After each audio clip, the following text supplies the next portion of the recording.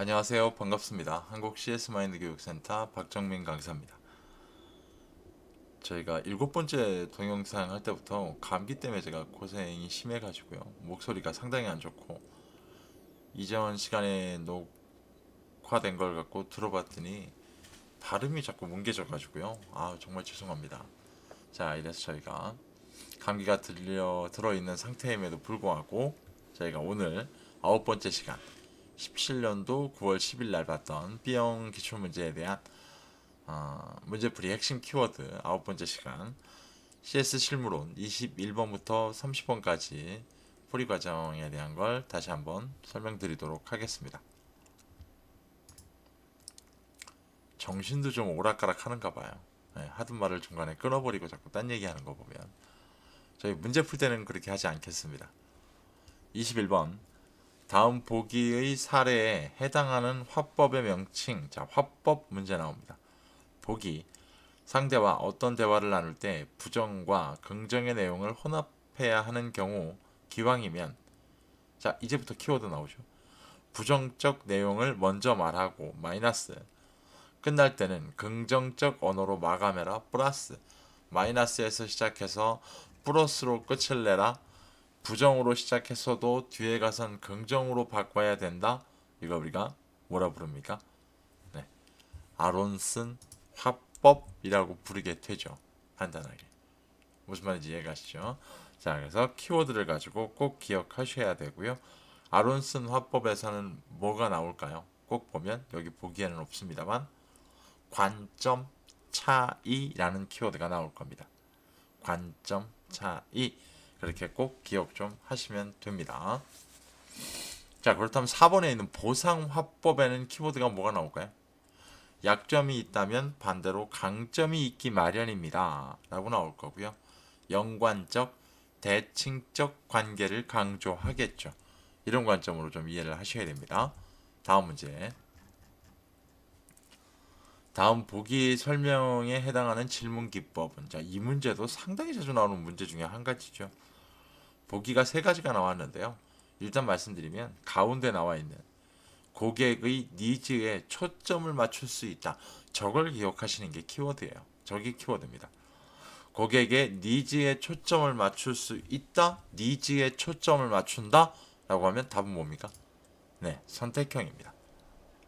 반대로 고객의 니즈를 정확하게 파악할 수 있다. 뭘까요? 니즈를 정확하게 파악할 수 있다. 확인형 질문이 될 겁니다. 그럼 하나만 더 볼까요? 고객의 니즈를 파악할 수 있다. 이건 뭘까요? 고객의 니즈를 파악할 수 있다. 이거 우리가 개방형이라고 부릅니다. 무슨 키워드를 봐야 되는지를 아시겠죠? 세 가지가 다. 그래서 그런 방식으로 기억을 하시면 어떻게 문제가 나와도 해결이 가능한 문제 유형입니다. 다음 문제 좀 보겠습니다.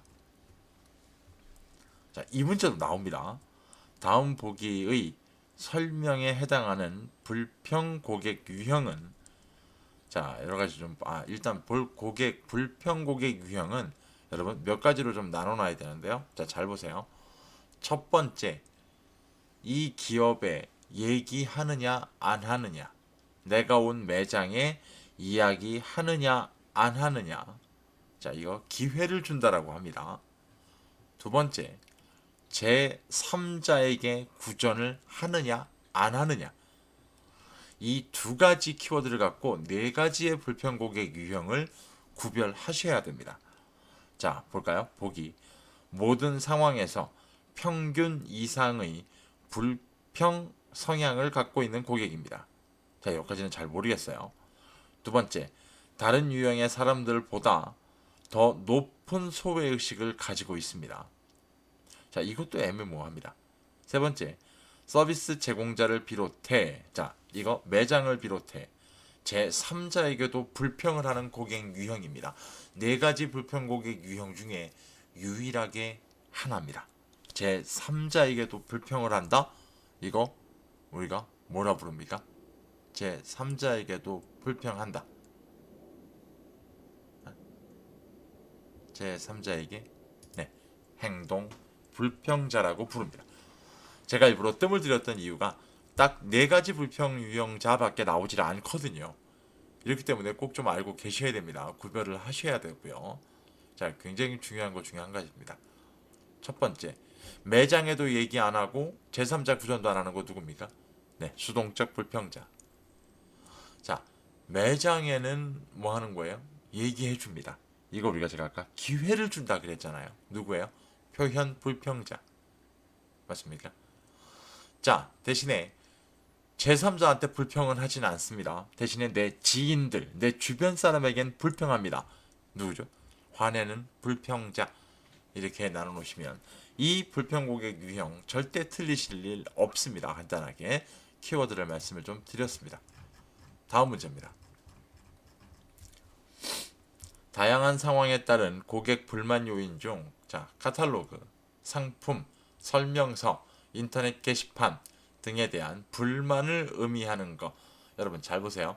카탈로그, 상품, 설명서, 인터넷 게시판, 여러분 전부 다 고객이 기업으로부터 뭘 얻고 있는 거죠. 전부 다. 그죠? 내가 사는 제품 또는 서비스에 대한 뭘 얻는다? 정보를 얻고 있는 거죠. 자, 이렇게 따져놓게 본다면 이 고객 불만 요인이라고 하는 것도 몇 가지가 교재에 추가되어 있는데요. 한 번만 좀 이렇게 정독을 해보시면 절대 틀릴 일이 없습니다. 뭐 간단하게 나오거든요. 인적 상황에 대한 불만. 자, 이건 종업원이겠죠. 종업원 결과적으로 인적 상황이라니까요. 시간적 상황, 이건 뭘까요? 네, 여기는 왜 이렇게 오래 걸려요? 매장이 왜 이렇게 빨리 문 닫아요? 이런 게 불만이겠죠. 금전적 상황은 뭘까요? 네, 여기는 결제 조건이 왜 현금만 돼요? 네, 여긴 멤버십 안 되면 이렇게 금액 다 주고 사야 돼요? 이런 거죠. 금전적 혜택. 물리적 상황은 뭘까요? 네, 물리적 상황 말 그대로 외형, 인테리어, 뭐 매장의 입지 왜 이렇게 멀어요 여기 이런 관점에 대한 불만일 겁니다. 간단하게 구별할 수 있는 문제 유형이었습니다. 다음 문제 좀 보겠습니다. 다음 중 불만 고객 처리 프로세스에 해당되는 내용을 찾아 모두 선택하세요. 자, 네 가지 정도가 있죠. 그죠? 프로세스에 해당하는 거. 1번 공정성 유지 맞나요? 그렇죠. 불만 고객 처리하는데 누가 봐도 공정해야죠. 이 사람 저 사람. 두 번째 체계적 관리 맞나요? 예, 맞죠. 고객이 불만을 얘기했을 때 그것을 우리가 빨리 개선했을 때 꼭 뭐 해야 된다? 네, 불만을 제기한 고객에게 연락해 주셔야 됩니다. 피드백 해줘야만 됩니다. 세 번째, 고객 프라이버시 보장 맞나요? 네, 아무리 극성맞은 고객이라 할지라도요, 고객은 자기가 드러나기를 원치 않습니다. 맞아요, 이거. 네 번째, 시장 특화 상품의 개발? 이건 뭐 전혀 상관없죠. 분야별 고객 만족도 예상? 예, 이것도 전혀 상관없습니다. 아까 말씀드린 공정성 유지, 그 다음에 고객 프라이버시 보장, 체계적 관리, 마지막 한 가지가 뭐예요? 네, 효과적인 대응이에요. 효과적인 대응에서 꼭 아셔야 되는 건 뭐죠? 보상 방침은 어떻게 하게 해라? 네, 관대하게 해라. 라는 키워드까지 기억 좀 하시면 될만한 문제 유형입니다. 그래서 가나 다가 맞는 답이 되겠습니다. 자, 다음 문제. 다음 중 멘토, 멘토의 역할에 대한 설명으로 가장 거리가 먼 것이라고 얘기를 합니다. 흔히 우리가 이제 코칭과 비교를 하죠. 그래서 뭐 단기적 코칭, 1대1 커뮤니케이션 이렇게 되면 코칭, 멘토, 장기적 한 걸음 정도 떨어진 상태로 이런 걸 우리가 멘토 키워드로 보게 됩니다. 1번 주로 같은 조직에 있는 사람이나 외부 전문가가 수행하게 된다. 맞나요? 그죠? 맞을 수밖에 없어요. 네, 기본적으로 멘토에 대한 거. 2번 팀원이 원하거나 또는 프로세스상 꼭 필요한 경우 지원할 수 있다. 네, 이것도 맞습니다. 3번 업무 또는 사고 등의 의미 있는 변화를 일으키게 해주는 조언자다. 네, 맞아요. 4번 멘토의 역할은 대부분 단기적인 경우에 한해 제한적으로 실시하게 된다.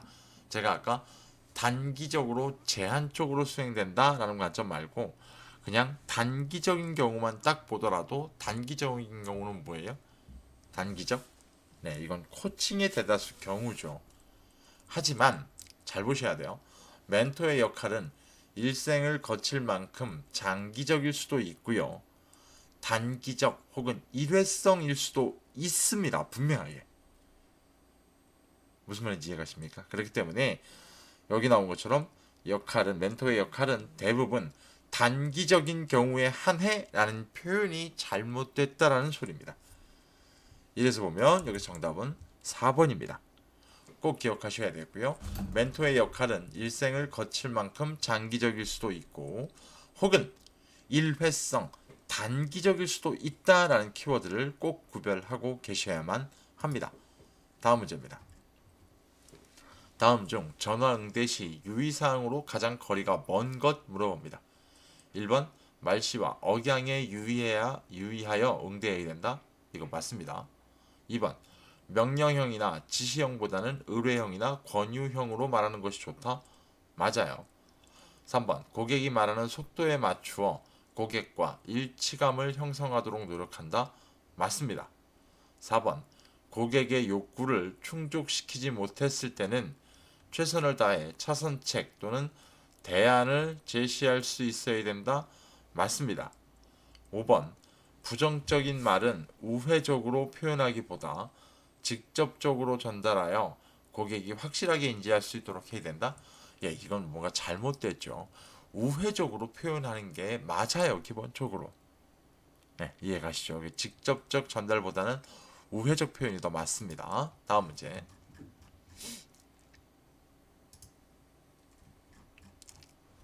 다음 보기의 내용 중 전화응대의 구성 요소를 찾아 모두 선택한 거. 자, 전화응대의 구성 요소. 1번 띄어있기 맞나요? 맞아요.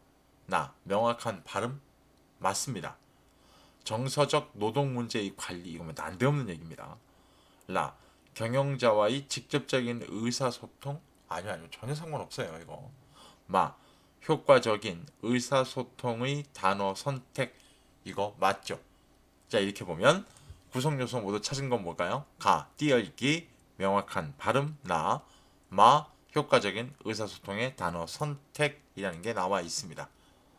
전화응대 구성 요소는요. 음성, 억양, 속도, 명확한 발음, 띄어읽기, 효과적인 의사소통 단어 선택, 적극적 경청이라고 하는 총 6가지, 7가지 정도가 나옵니다. 기억 좀 하고 계셔야 됩니다. 다음 문제. 다음 중 호칭의 기본 예의에 대한 설명으로 가장 거리가 먼 것은 무엇입니까? 1번 자신보다 아랫사람을 처음 대면하는 경우 친근감을 형성하기 위해 이름을 부르거나 자네라는 표현을 사용하는 것이 통상적인 예의다. 맞나요? 나이가 어려도 누구누구 씨라고 하는 게 원칙입니다. 이름을 함부로 부를 수 있고 자네라고 하는 경우가 아닙니다. 기본적으로. 자, 이 문제 같은 경우 1번이 잘못된 겁니다. 그래서 1번 틀린 보기를 꼭 좀 기억하고 계셔야 됩니다. 이런 게 잘못된 호칭에 대한 거구나. 나머지 4가지는 다 맞는 설명입니다. 이 중에 특히나 5번 보기에 있는 직급과 직책 중에서 더 상위 개념을 칭하는 것이 통상적인 예의다. 자주 오답으로 나오는 문제이기도 합니다. 보기이기도 합니다. 꼭 기억하시길 바랍니다. 마지막 문제입니다. 바람직한 경어 사용을 위한 방법 중 간접 높임의 올바른 사례와 가장 거리가 먼 것은 간접 높임이라고 나옵니다. 간접 존대. 흔히 우리가 얘기하는 사물 존칭이 뭐냐고 물어보는 겁니다. 지금 사물 존칭이 뭡니까? 1번 거기가 어디십니까? 이거 해당합니다. 간접 높임, 간접 존대예요. 2번 회장님 말씀이 타당하십니다. 이거 맞죠? 3번 주문하신 커피가 나오셨습니다. 커피가 어딜 나오십니까? 네, 주문하신 커피가 나왔습니다지 커피가 나오셨습니다. 이게 사물존칭인 거죠. 자, 그래서 3번이 잘못된 얘기입니다. 할머니께서는 머리가 하얗게 새셨습니다. 맞아요. 5번 선생님께서는 댁이 가까우셔서 걸어 다니십니다. 이것도 맞죠. 전부 다. 이런 4가지 간접 존대에 대한 것. 특히나 상대방에게 속한 것을 높임으로써 상대방을 높여주는 방식, 간접 촌대. 3번에 나온 주문하신 커피가 나오셨습니다. 이건 촌대의 잘못된 사물 존칭이라고 나눠놓으시면 될 것 같습니다. 자, 저희가 이렇게 되면 2017년도 9월 달에 봤던 기출문제 B형에 대한 90문제에 대한 이 문제풀이에 대한 키워드를 전체적으로 말씀을 드렸습니다. 자, 이렇게 문제를 푸실 때 가능하면 키워드를 사용해서 빠르게 문제를 해결할 수 있는 방법들을 연습을 해보시면 이번 3월 달에 시험 보시는 내용에 대해서도 충분히 수월한 방법으로 여러분이 원하시는 목표, 합격을 얻어내실 수 있을 거다라고 자신있게 말씀을 드립니다. 자, 여러분 들어주시느라 고생 많이 하셨고요. 수고 많으셨습니다. 감사합니다.